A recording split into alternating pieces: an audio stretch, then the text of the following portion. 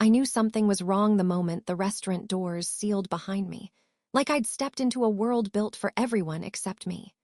Crystal light dripped from the ceiling, silverware gleamed too brightly, and every laugh sounded rehearsed. I didn't know it yet, but this was the night my entire life would split clean down the middle. Quick reminder, most of you aren't subscribed.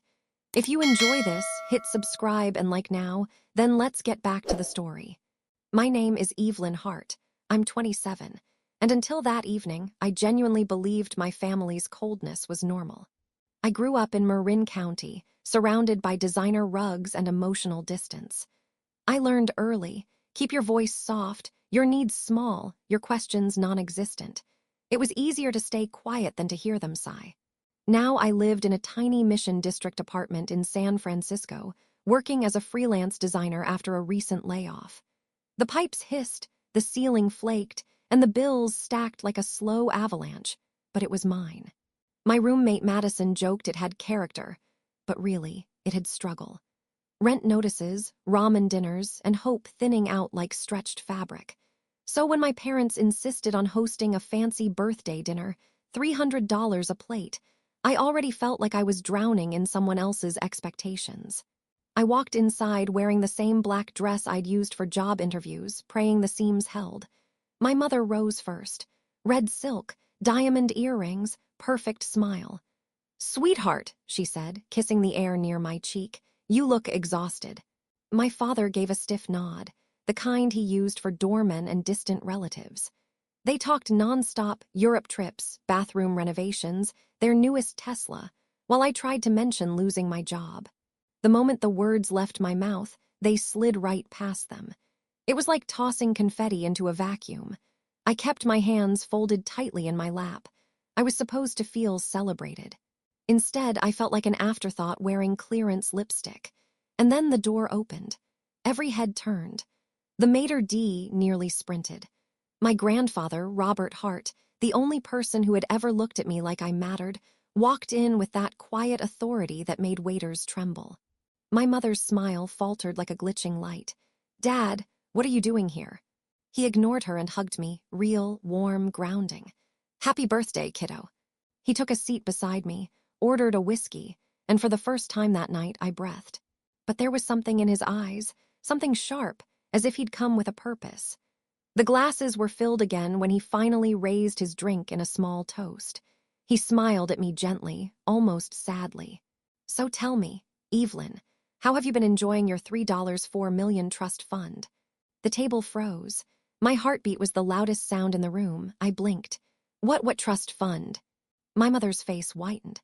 My father swallowed hard. The laughter from the other tables faded into static. Grandpa didn't flinch. "The trust I set up when you were born, the one your parents were supposed to transfer to you at 25. My mother let out a thin, brittle laugh.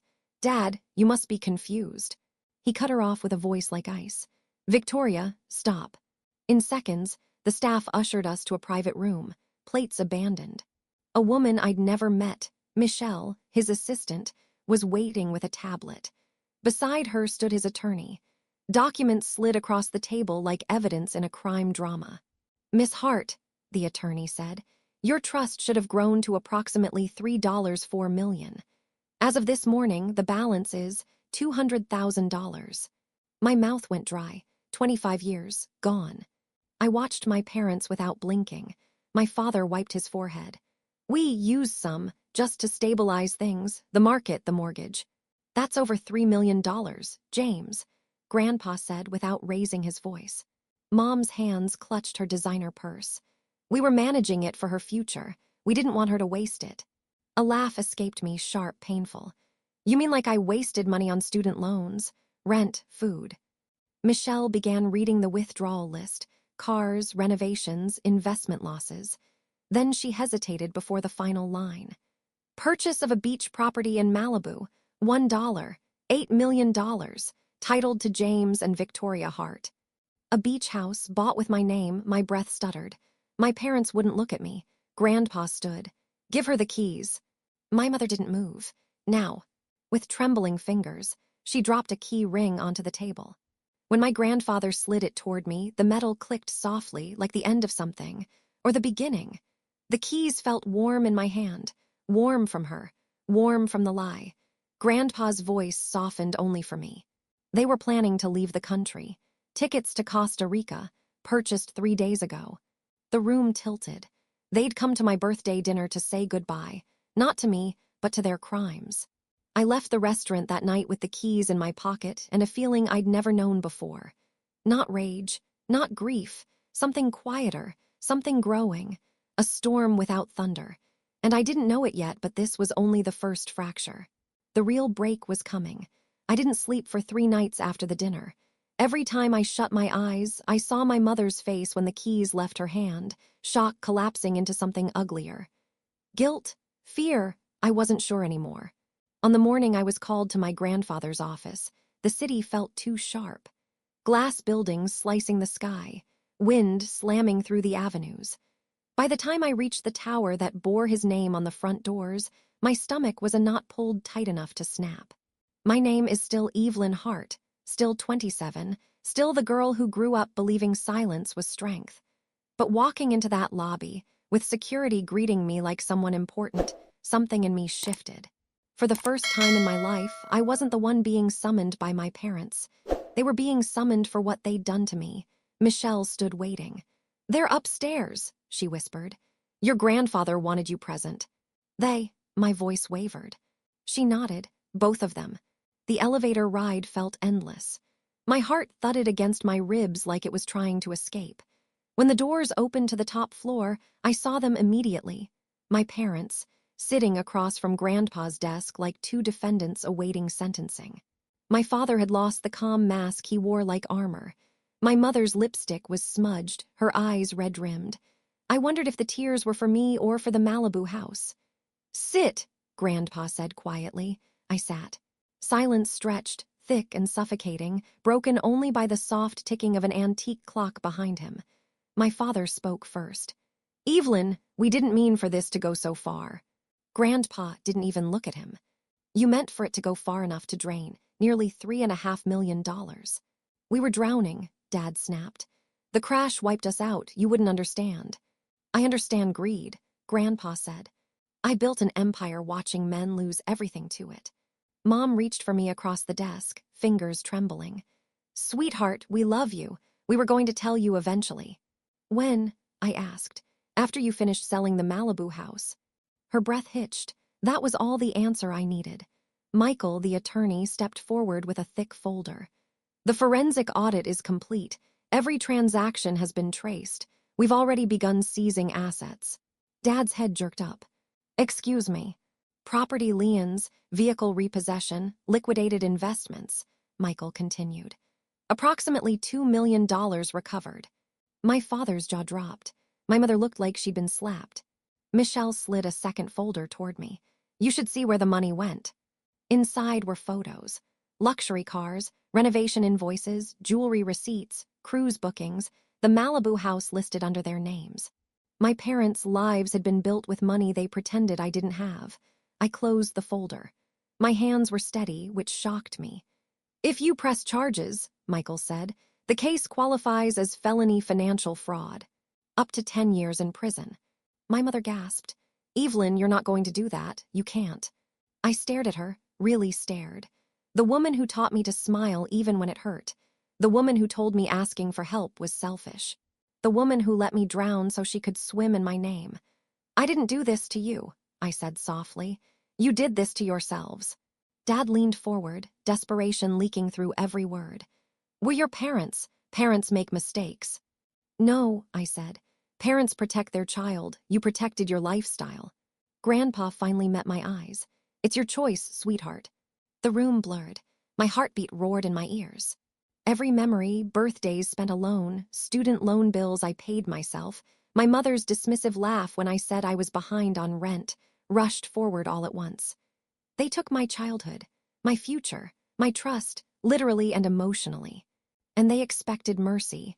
I looked at them one last time, not as parents but as people who had proven exactly who they were. "You left me with nothing," I said. "Now you'll have to live with that." My mother started sobbing, real, heavy sobs that shook her shoulders. It wasn't remorse, it was fear. Grandpa nodded to Michael. File the motions. My father whispered, Evelyn, you'll regret this. I stood. My voice was quiet, but it didn't shake. No, for once I won't. Security escorted them out. No one raised their voice. No one touched me. The office door closed with a soft final click, and the silence left behind didn't feel empty. It felt clean. Grandpa walked over and rested a hand on my shoulder. Justice rarely feels good, he said, but it is necessary. Michelle handed me a slim envelope. Inside were the property documents. The Pacific Heights apartment, my apartment, officially under my name. When I visited it that night, the place felt surreal. Expensive candles burned on the counter. Neutral furniture staged like a magazine spread. A life arranged by strangers with my money. I walked through each room slowly. I touched the cold marble counters, the smooth metal of the balcony railing, the unopened lease folder showing years of rent deposits my parents had collected. I sank onto the couch and let out a laugh that fractured into tears. Not grief, not relief, release. Madison arrived 20 minutes later, takeout bag in hand. She stepped inside and froze. "This is yours," she whispered. I nodded. "Finally." She smiled, eyes shining. "So, how does justice feel?" "Quiet," I said, "and heavier than I thought." We ate on the floor, cartons spread out between us like old times. And as the city lights flickered across the glass, I realized the strangest thing. This wasn't the end. The real reckoning was just beginning.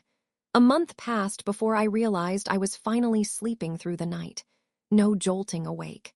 No replay of my mother's trembling hands or the word, trust, echoing through my skull. Just quiet. A kind I'd never known growing up in a house full of people who never actually saw me. My name is still Evelyn Hart, still 27, but the woman brushing her teeth in the Pacific Heights apartment mirror was not the same girl who once begged for scraps of affection. I'd rebuilt myself in the absence of their voices. Outside my window, the bay glittered under the fog, a slow, steady pulse of light. My apartment, my real home, still felt surreal. Some mornings, I walked through the rooms just to convince myself it was all still here. The marble countertops, the floor-to-ceiling windows, the keys ID once held like proof of a crime. The restitution process moved quickly. My grandfather updated me every few days, though he always softened the details like he was cushioning the truth with his voice. "They're living in a motel off the freeway," he told me once, quietly. "A judge ordered $500 a month in restitution. It'll take years." I didn't feel triumphant, not even satisfied, just steady, balanced. Like the scales had finally leveled after a lifetime of tilting in their favor. I poured myself into work again. Freelancing came easy for the first time, clients from Grandpa's network, startups that actually valued what I created. I wasn't scrambling anymore. I wasn't choosing between groceries and rent. I wasn't small. Madison came over every weekend, carrying wine or a toolbox or some random thrift store frames she said had potential. We made the apartment ours. We hung art crookedly and then straightened it. We ordered pizza and sat on the floor and laughed until we couldn't breathe. "You realize," she said one Saturday, stretching out on the rug, "you could buy this whole building now." "I don't want more things," I told her, "just more peace." And for the first time in my life, I meant it. Weeks slipped into months. The apartment wasn't a wound anymore. It was a beginning. I'd wake early, make coffee, open my laptop, and watch emails roll in from people who actually respected my work. It was strange how quickly your life could change when the people holding you down finally let go. One evening, Grandpa invited me to dinner. He looked thinner but lighter, as if the weight of my parents' betrayal had been sitting on him too. He held his glass up to the restaurant lights and smiled at me. "You did what I couldn't," he said. "You stood up to them. You taught me how," I said. His eyes softened. "You deserved more than what they gave you." Driving home, I passed the restaurant where it all began. Through the window, I saw a family celebrating something. Birthdays, promotions, something small or something huge. I watched them laugh, unaware of how quickly life can crack open. How betrayal can walk into a room wearing diamonds and perfume. I kept driving. Some places don't deserve revisiting. A week later, I stood on my balcony, the city glowing beneath me, the fog rolling in like breath. For years, I thought I needed my parents' approval to be whole. I thought surviving their coldness made me strong. But strength wasn't swallowing pain.